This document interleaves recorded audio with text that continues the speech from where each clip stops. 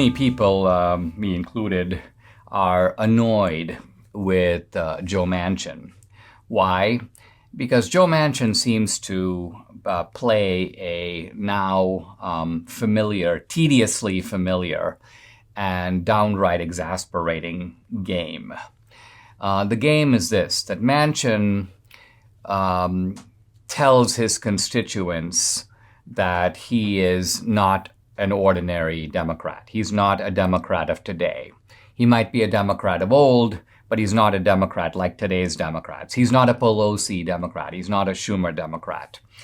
He's a West Virginia Democrat, which means that he is a centrist, he is a moderate, he tries to bring parties together, and he is driven by really West Virginia values, what's good for West Virginia.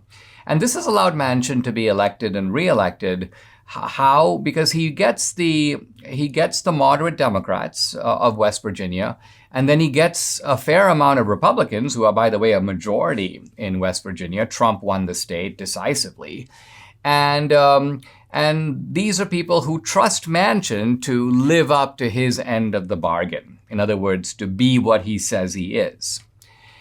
And Manchin then turns around, and this is not the first time he's done this, and betrays the bargain. So he holds out, giving people hope and encouragement. Yeah, that's Manchin, and we can, Manchin is going to, remember, he's not a normal Democrat.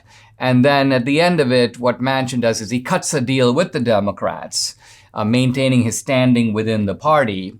And so here's this very influential Democrat at a critical time when the Senate is 50-50 and Manchin knows he has the power to swing things one way or the other. He holds out and then he swings with the Democrats. So he ends up, in the most recent case, approving a giant spending bill that's basically a worthless, non-inflation curing, add to the problems of this country, get into all the climate change nonsense. And Manchin professes not to be for all that. I want to fight inflation. And then he signs on to a bill that even its advocates who know something about economics are now conceding, well, this is really not going to do much about inflation. So you think to yourself, aren't West Virginians going to wake up to this madness? I mean, here you have a state that is, in a sense, electing a guy that doesn't represent the state, that turns around and betrays his own voters, and does it repeatedly. And so are the voters of West Virginia sort of like the battered spouse who keeps coming back for more? Well, as it turns out, there's some recent poll numbers, and these were actually talked about by Chuck Todd on Meet the Press. He had a very interesting comparison between Liz Cheney and Joe Manchin. And so comparison I wouldn't normally have thought of. I mean, you don't put those two together, but they're similar in this one respect. And that is, they are thumbing their nose in a kind of blatant way at their own constituents. In Liz Cheney's case, and Debbie and I discussed this on the podcast yesterday, there's kind of an ulterior motive. And Liz Cheney's motive is, I'm now playing to a new constituency. I'm playing to the left. I'm playing to the media. I'm playing to MSNBC. And maybe Liz Cheney sees a future as the head of a liberal foundation or a college president of some sort. But what about Manchin? Well, it turns out what Chuck Todd points out is that Liz Cheney's approval rating has dipped to 28% in Wyoming. I mean, think about it. She once had a dynasty. She could probably command approval ratings of 70 or 80% or higher.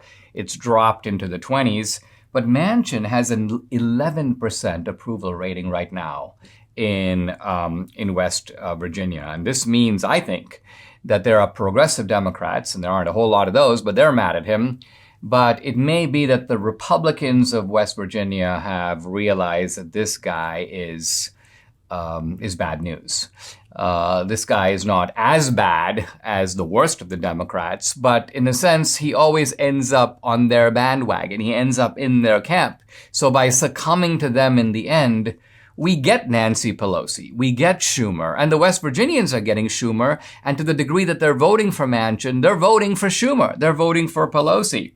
So I think what you see is that West Virginia, and while Liz Cheney, of course, had her day of comeuppance already, and Harriet Hageman trounced her decisively, 35-point margin. Now, Manchin has 2 years, and for some politicians, it's like, okay, you know what?